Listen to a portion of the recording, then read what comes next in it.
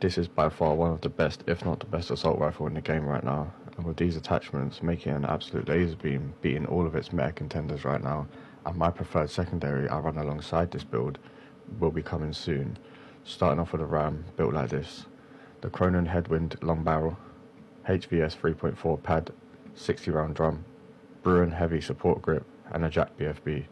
With this AR build, watch your kills start flowing your way. Dropping in on me.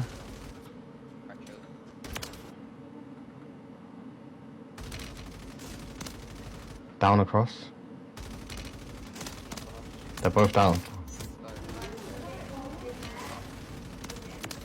That is the best thing we could ever hope for.